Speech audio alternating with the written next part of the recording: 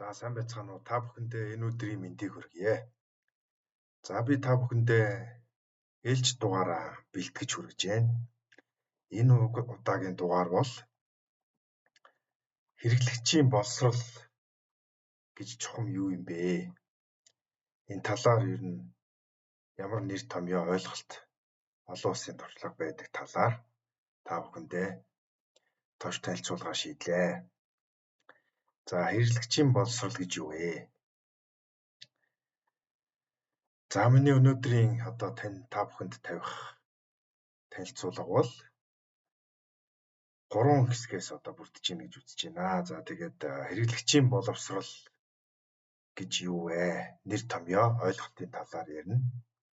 За тэгээ олон улсад бас хэрэглэгчийн боловсролын талаар баримталж байгаа бодлого, үйл ажиллагаа, туршлага юу байна?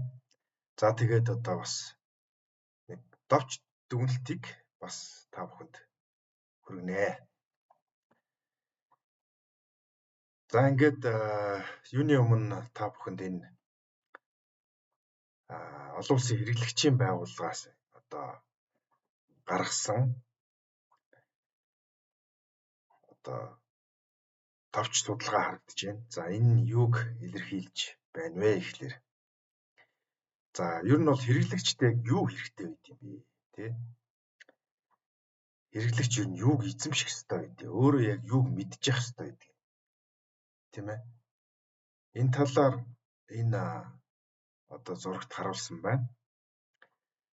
За та бүхэн мэднэ хэрэглэгчийн үндсэн 8 эрх гэж байдаг тийм ээ. Тэгээд за энэ 8 эрхийн нэг нь бол хэрэглэгч бол боловсралтай байх гэдэг ийм эрх байдаг.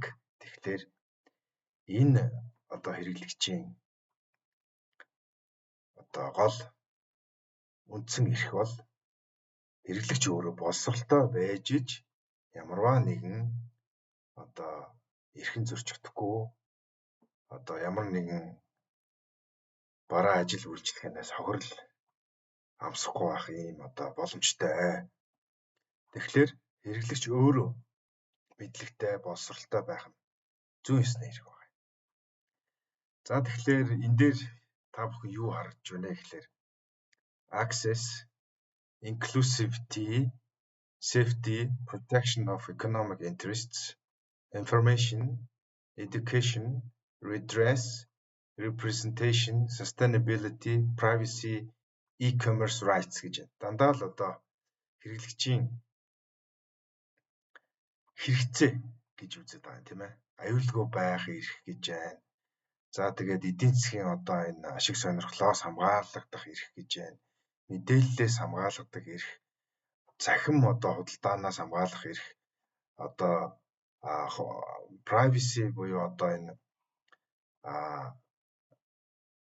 нууцлалынаас хамгаалагдах эрх, доктортой амьдралын хэв маяг, доктортой хэрэглэнээс хамгаалагдах эрх. За тэгээд жишээлхэд юунаас хэрэглэгчийн маргаан зарга маргаанаас хамгаалагдах эрх тийм ээ. За тэгээд боловсролоор хамгаалагдах эрх гэсэн ийм эрхүүд хэрэгцээ эрхүүд энэ дээр л харагдаж байна. Тэгээд энэ бол зайлшгүй хэрэглэгчийн байх ёстой ийм хэрэгцээ шаардлага үндсэн эрхүүд байж харагдаж байна тийм ээ. За дараагийн хэсэгт нь болохоор би яг үндсэн хэрэглэгчийн боловсрол гэж яагаад чухал байдаг вэ гэдэг талаар ингээд танилцуулга явъя. За тэгэхээр дөрвөн чухал ач холбогдол байдаг байна. Энэ нь болохоор юу вэ гэхээр тийм ээ. Хэрэглэгчд бол тийм ямар нэгэн эрсдэл гэмтлээс хамгаалагдах. За энэ болохоор юу гэсэн үг вэ гэхээр хэрэглэгч ямарваа нэгэн бараа бүтээгдэхүүн худалдаж аваад эрүүл мэндээр хохирч болзошгүй. одоо тийм бас нөхцөл байдалд ордог учраас тэр одоо эрхээ хамгаалуулахын тулд тэр боловсролыг өөрийгөө одоо хамгаалцах боловсролыг мэдлэгийг эзэмших нь чухал гэж эхнийх нь яасан байна. Empowering consumers гэхлээр тэгэхээр хэрэглэгчдийг одоо эрх мэдэлтэй болгох, бас одоо өөрсдийг нь мэдлэгтэй болгох, хүчтэй болгох гэсэн юм утга байна л да. Хоёрт нь, за гуравт нь болохоор хариуцлагатай хэрэглээг одоо дэмжих гэсэн. За тэгээд өрсөлдөөнийг дэмжих гэсэн ийм одоо дөрвөн боловсролын хэрэглэгчийн боловсролын дөрвөн одоо ийм чухал ач холбогдлууд байдаг байх нэ. За тэгээ би энийг нэг хүртэл задлж танилцуулъя. За ер нь та бүхэн хэрэглэгчийн боловсрол гэж юу вэ гэдгийг одоо өөрсдөө бас тунгааж бодох хэрэгтэй. За хэрэглэгчийн боловсрол нь хувь хүмүүст мэдээлэлтэй шийдвэр гаргах, залилан, шударга бус үйлдэлээс өөрийгөө хамгаалах, зах зээлийн харилцаанд илүү үр дүнтэй оролцох боломжийг олгож, улмаар илүү шударга, доктортой эдийн засагт хувь нэмэр оруулдаг учраас чухал юм гэж байна. Тэгээ ингээд би сая хэлсэн дөрвөн чухал ач холбогдлын талаар бас танилцуулъя. Илүү дэлгэрэнгүй тийм ээ. За нэгдүгээр нь бол энэ мэдээлэлтэй зөв шийдвэр гаргахад хэрэглэгчийн боловсрол чухал юм байна. За үүн дотроо эрх үүргийн тухай ойлголт, сайн худалдан авалт хийх, лооврийг таньж түүнээс зайлсхийх гэсэн энэ одоо боловсрол мэдлэгийг эзэмшвэл тухайн хэрэглэгч бол зөв мэдээлэлтэй тэгээд шийдвэрээ зөв гаргахад боломжтой болох юм байна. Тэгэхээр та бүхэн юу гэж ойлгох вэ гэхээр мэдээлэлтэй зөв шийдвэр гаргахад энэ ойлголтууд их тус болдог юм байна гэж, тийм ээ. За эрх үүргийн тухай ойлголт гэдэг нь юу хэлээд байна гэхээр хэрэглэгчийн боловсрол нь хувь хүмүүст хэрэглэгчийн хувьд эрх үүргийнхаа талаарх мэдлэгийг эзэмшүүлж зах зээл дээр одоо итгэлтэйгээр үйлдэл хийх боломжийг олгодог гэж. Үнэхээр одоо эрх үүргийнхаа тухай өөрөө ойлгоцсон байвал мэдээж юу гэж тэгэж ямарваа нэгэн одоо зах зээл дээрх бараа ажил үйлчлэгээс хохирохгүй байх юм боломж бүрж байна гэсэн үг тийм ээ. За тэгээд бас сайн худалдан авалт хийх гэдэг нь юу вэ хэлээд байна гэхээр бүтээгдэхүүний мэдээлэл чанарын стандарт үнийг ойлгосноор хэрэглэгчд өөрсдийн хэрэгцээ үнэт зүйлд нийцсэн сонголт хийж гинтийн худалдан авалт болон хор хөнөөл учруулж болцсошгүй бүтээгдэхүүнээс зайлшгүй чадна гэж тийм. Мэдээж энэ бол чанартай бүтээгдэхүүнийхээ мэдээллийг аягүй сайн авчих юм бол мэдээж чанаргүй бараа авахаас бол одоо зайлсхийж чадна тийм ээ. За лооврийг таньж мэдхээс зайлсхийх гэж байгаа. Тэр нь болохоор тэр боловсрол нь болохоор хэрэглэгчдэд худал хуурмаг маркетинг, тактик, залилан мэхлэх схем болон үйлчилгээний бус хэлбэрийг олж илрүүлэх, зайлсхийх туслана гэж тийм ээ. За энэ бол ойлгомжтой асуудал тийм ээ. Мэдээж одоо лооврийг хэрэглэгч нар бас тэмдэглэн сайн мэдэхгүй байж болох юм. Гэхдээ үүнийг бас өөртөө энэ одоо хэрэглэгчийн боловсролын ач холбогдлыг нь ойлгочих юм бол энэ лоовраас бол одоо зайлсхийж чадах юм байна гэж тийм ээ. За нэгдүгээр нь бол тийм байна. За хоёр дахь нь бол хэрэглэгчдэд учирч болох хөнөөлөөс хамгаалах гэж байна. За тэр нь болохоор юу вэ гэхээр шударга судалдааны одоо туршлагыг тодорхойлох гэж байна. Хэрэглэгчийн боловсрол нь хувь хүмүүс шударга бус эсвэл хуурам эхлэх бизнесийн үйлдэлүүдийг таньж мэдээлэхэд тусалж илүү шударга зах зээлийг бий болгоход хувь нэмэр оруулдаг гэж. За энэ бол ойлгомжтой байна. За эрүүл мэнд аюулгүй байдлыг хамгаалах гэж байна тийм. Бүтээгдэхүүний аюулгүй байдлыг стандарт шошгоны шаардлага болцсошгүй эслийг ойлгоход нь хэрэглэгчдэд эрүүл мэнд аюулгүй байдлыг хамгаалахад нь сонголт хийхэд туслана гэж. За дараагийн санхүүгийн аюулгүй байдлыг хамгаалах гэж. Энэ одоо маш чухал тийм ээ. Төсөв өрийн удирдлага санхүүгийн бүтээгдэхүүний талаарх мэдлэг нь хэрэглэгч санхүүгийн зөв шийдвэр гаргах, санхүүгийн өндөрлөөс зайлсхийх тусалдаг.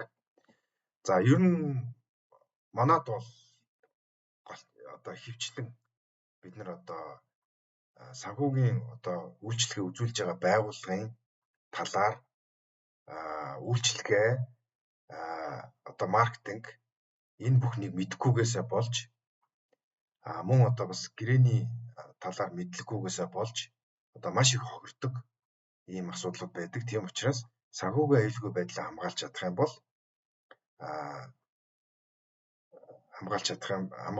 юм бол одоо санхүүгийн янз бүрийн хүндрэлээс одоо зайлсхийхэд аварч чаднаа гэж үзэж байгаа. За хоёр дахь нь бол тийм байна. За гурав дахь нь одоо яагаад илүү их хэрэглэгчийн боловсрол ач холбогдолтой байна вэ гэхдээ илүү тэгш доктортой эдийн засгийг дэмжихэд ач холбогдолтой байна гэж байгаа. Ил тод хариуцлагатай байдлыг дэмжих гэж тийм. За боловсролтой хэрэглэгчд бизнес эрхлэгчдээс ил тод хариуцлагатай байхыг шаардаж илүү ёс зүйтэй доктортой үйл ажиллагаа явуулахад хүргэдэг гэж байна. За тэгэхээр тухайн одоо бизнес эрхлэгч нар бараа бүтээгдэхүүнээ ил тод хариуцлагатай байлгавал байхыг нь одоо хэрэглэгчид бизнес эрхлэгчтэй шаардж иж тэр одоо бизнесийн үйл ажиллагаа илүү тод хариуцлагатай байх юм одоо боломж бий болно гэсэн. За тэгээ дараачих нь бол хариуцлагатай хэрэглэлийг дэмжих гэж байна. За энэ болохоор хэрэглэгчийн боловсрол нь хариуцлагатай хэрэглээний хэв маягийг дэмжих доктортой бүтээгдэхүүнийг сурталчлах байгаль орчинд үзүүлэх нөлөөллийг бууруулах туслана гэж. Энэ бол маш одоо чухал юм яригдж байна. Хариуцлагатай хэрэглээ гэдэг бол. За хэрэглэгчийн итгэлийг бэхжүүлэх гинэ. За энэ болохоор сайн мэдээлэлтэй хэрэглэгчийн бааз нь илүү хүчрхэг доктортой эдийн засгийг бий болгоход хөв нэмрээ оруулж чаднаа. Учир нь хувь хүмүүс өөртөө хамгаалагдсан үедээ зах зээлд хөрөнгө оруулах оролцох магадлал өндөр байдаг гэж.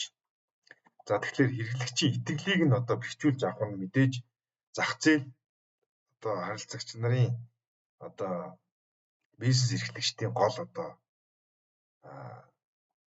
гол зүйл нь шүү дээ тийм ээ. Яг одоо гол нөлөөлөх зүйл нь тийм. Итгэлтэй хэрэглэгчдийг л одоо байлгах чадвал бизнеснууд урт удаан хугацаанд доктортой одоо ашигтай байна үстэй тийм ээ. Тэгэхээр энэ бол яалтчгүй үнэн ийм чухал одоо бас ийм заалт харагдаж байна. За дараачих нь энэ дөрөвдүгээрт нь бол энэ дэлхийн одоо эдийн засаг технологи одоо ингээд маш хурдан хувьсаж өөрчлөгдөж байгаа. Энэ одоо дэлхийн нийтийн чиглэлд хандлагад дасан зохицох гэдэг ийм одоо хэрэглэгчийн боловсролын нэг чиг юу байна хандлага байна. Тэгэхээр энэ болохоор юу хэлээд байна гэхээр ер нь бол технологитой хөл нийлүүл алхах гэж байна тийм ээ. За технологи онлайн зах зээлийн хурдтай хөгжиж ирэн үед хэрэглэгчийн боловсрол нь хувь хүмүүс эдгээр шинэ орчинд аюулгүй үр дүнтэй явах одоо боломжийг хангахын тулд дасан зохицох ёстой гэж. Тэгэхээр ер нь хэрэглэгч бол өөрөө байнгын л одоо бас суралцаж технологийн одоо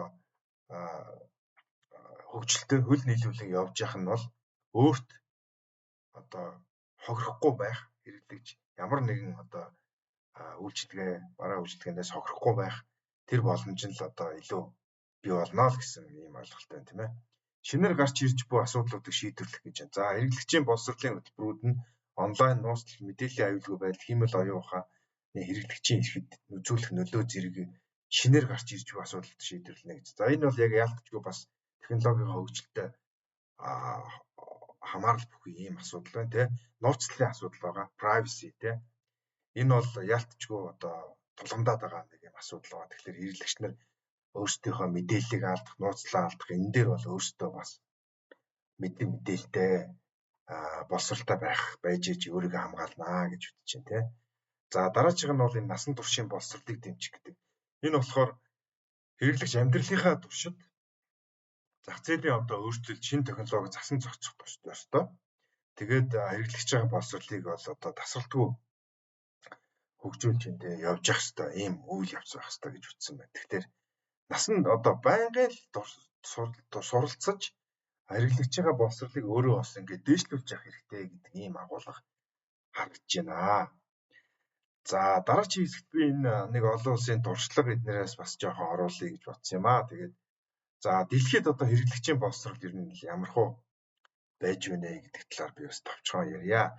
олон орны бас тий эдийн засагчид, эмэгтэйчүүд гэр бүл хүүхдүүд зориулж чиглэсэн одоо олон төрлийн хөтөлбөрийг бэхжүүлэхэд хувь нэмрээ оруулж ирсэн байна. За эдгээр хөтөлбөрүүд нь эмэгтэйчүүдэд албан бус боловсрол эзэмшүүлэх, бусад соёлын талаарх ойлголт, үнэлэмжийг нэмэгдүүлэх, нийгмийн эрүүл мэндийг сайжруулах, өөрчлөлтийг нэвтрүүлэх үйл явцыг сайжруулах зорилготой гэж. За тэгэхээр хэрэглэгчийн боловсрол бол ер нь бол ийм зорилготой байх нь тийм ээ.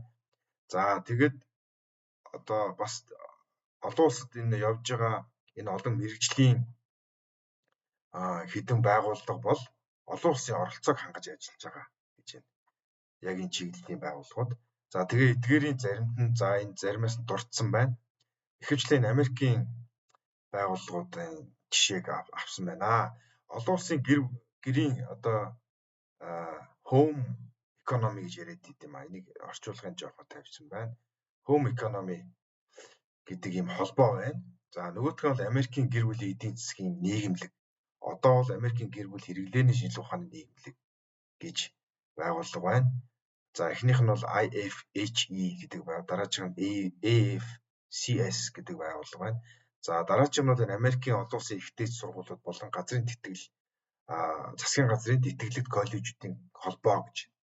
Энэ болохоор ASULGC гэдэг юм байгууллага. За мөн одоо энэ улсын ихтэйч сургуулиуд болон засгийн газрын тэтгэлэгт коллежүүдийн үндэсний холбоо NASULGC гэдэг ийм байгууллагууд бас хэрэглэгчийн энэ боловсролыг одоо хэрэглэгчдэд олох талаар бас ажиллаж байгаа ийм байгууллагууд байд юм байна.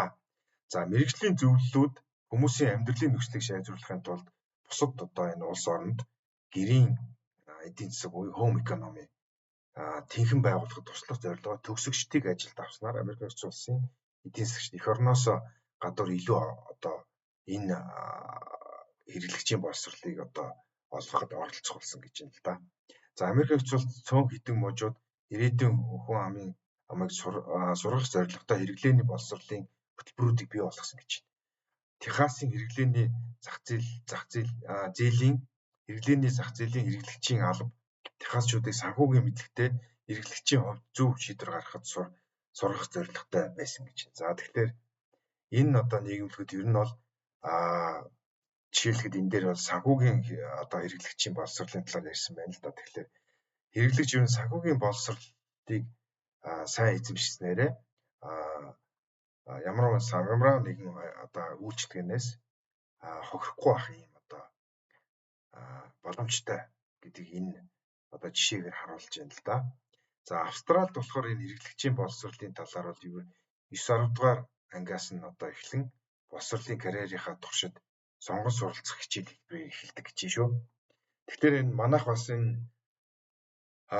манай боловсролын салбарынхан маань бас энэ хэрэглэгчийн боловсролын талаар нэг ийм одоо хичээлийн хөтөлбөр болгож одоо оруулаасай гэж би бас хүсмээр байгаа юм. Тийм боловсролын салбарын одоо удирдлагууд хүмүүстэй. Тэгээд энэ бол маш чухал. Хүн бол одоо насан туршдаа л одоо энэ хэрэглэгчийн боловсролыг одоо эзэмшиж явж иж хэрэглэгч л өөрөө ямар нэгэн бараа ажил үйлчилгээнээс хохирохгүй өөрийнхөө эрхийг хамгаалах юм одоо чадвартай боломжтой болох юм шүү. Тэгээд энэ дээр бас Монголын одоо Монгол улсын боловсролын яам бас энийг бас анхаараасай гэдгийг бас уламжламаар байна. За тэгээд дараагийн хэсэгт бол энэ хэрэглээний эрүүл мэнд хоолт хичээлийн тухай бас нэг төвчлэгийн талаар би бас авч үзсэн байна. За энэ ер нь бол Federal Food хүнс эмийн хяналтын газар гэж FDA гэдэг энэ байгууллага байдаг. За энэ болохоор хүн мал эмнэлгийн биологийн бүтээгдэхүүн эмнэлгийн хэрэгсэл маань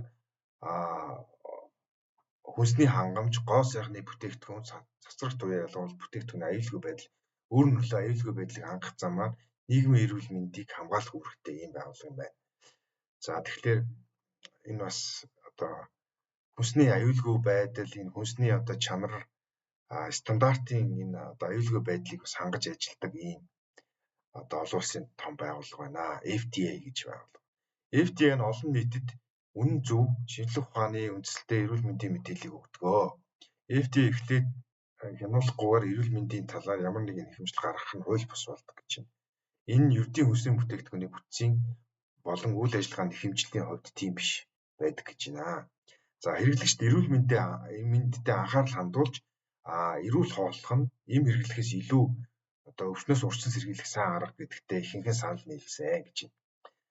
За хэрэглэгчдийн дунд эрүүл хооллолтын талаарх ухамсар одоо нэмэгдэж байгаа нь илүү олон хэрэглэгчд эрүүл мэнд сайн сайхан байдлаа сайжруулахын тулд шинжлэх ухааны үндэслэлтэй мэдээлэл бүхэн functional одоо ийм хоол хүнс худалдаа авахд хүргэсэн гэж байна. За энэ бол одоо нэг хэсэг бол одоо Америкийн нэгдсэн улс энэ ер нь бол энэ processed food буюу энэ маш их одоо маш ихээр үйлдвэрлэдэг энэ хүнсний бүтээгдэхүүнээс одоо бол татгалзаж яалтчгүй одоо эко хэрэглээ юулаа орж одоо эрүүл мэндэ анхаарч одоо эхэлсэн байна. Тэгээд энэ бол дэлхийн нийтэд бас дохио хүргэсэн ийм одоо юу байгаа. Тэгээд сүүлийн жилүүд бол ер нь бол sustainable одоо доктортой хэрэглээ, доктортой амьдралын хэв маяг гэдэргээд одоо тэр чиглэл рүү бол илүү их одоо хүмүүс амьдралынхаа хэв маягийг одоо оруулж байгаа. Дэлхийн одоо том бизнесүүд, эдийн засгууд ч гэсэн яг энэ чиглэл рүүгээ одоо хандах хүрж байна л да. Одоо fast food, одоо энэ processed food, химийн одоо найрлагатай энэ бүтээгдэхүүнээс бол одоо дэлхийн хүн ам бол сүүлийн жилүүд бол шууд татгалзаж ирсэн. Энэ бол шууд одоо хүний амьдралын одоо чанартай холбоотой эрүүл мэндтэй шууд ингээ холбогдож байгаа учраас энэ бодлогыг бол яалтчгүй улс орнууд энэ хэрэглэгчийн байгууллагууд бас одоо баримталж явж байна. Тэгээ Монгол улс ч гэсэн энэ жишгт бас нийцж бас үйл ажиллагаа засгийн газрынхаа үйл ажиллагаанд энийг бол оруулж ажиллах ёстой гэж би бас бодож байна. За тэгээ энэ дээр ингээд Америкийн хоолны дэглэмийн холбоо гэж хүртэл энэ байгууллага байдаг байна. Тэгээд энэ нь болохоор FDA-гийн баталсан эрүүл мэндийн нэхэмжлэлийн хэрэглээг дэмждэг боловч эрүүл мэнд хоол ижилийн хөтөлбөрөөр дэмжигдсэн хүнсний талаарх эрүүл мэндийн нэхэмжлийн ач холбогдлыг нь одоо онцолж ирсэн байна. Хэрэглэгчийн хүлээн авсан тэнцвэргүй мессеж байхгүй эсхийг шалгахын тулд олон их сурвалж эдгээр нэхэмжлэлийг бол дэмжих ёстой гэж хэлсэн байна. За ингээд бас хүнсний одоо аюулгүй байдлын энэ тал дээр бол FDA гэж байгууллага бол ажилладаг юм байна. Тэгээд энэ бол бас хэрэглэгчийн боловсралтай ингээд бас шууд хамааралтай холбоотой. Хүн юу идэж хэрэглэж байгаа энийг өөрөө мэддэг, бараан дээрээс өөрөө шошгоо уншичдаг, орц найрлага харцдаг ийм одоо мэдээлэлтэй болж иж одоо хүн бол урт наслах, одоо эко амьдрах, эрүүл амьдрах энэ одоо хэв маягт орох юм аа. Тэгээд энэ бол их чухал асуудлыг бас энэ олон улсын байгууллагаас хөндөж ажиллаж байгаа юм байна гэдгийг одоо би бас нэгэн жишээгээр харууллаа. За дараачих нь за ингээд эцэстээ бол би бол өнөөдрийнхөө одоо дугаарыг ингээд ерөнхийдөө ингээд өндөрлөе. Зүгээр юуг одоо энэ дээр онцолж хэлэх ёстой вэ гэхээр хэрэглэгч ер нь яг ямар чиглэлүүдээр ямар одоо боловсралтай байх нь хэрэгтэй вэ, чухал вэ гэдгийг энэ дээр би бас бичих гэж оролцсон юм аа. Тэгээд дурдах гэж оролцсон. Тэгээд энэ дээр юу гэж одоо дүгнэлт бичсэн бэ? Та бүхэнд бас нэг танилцуулчих.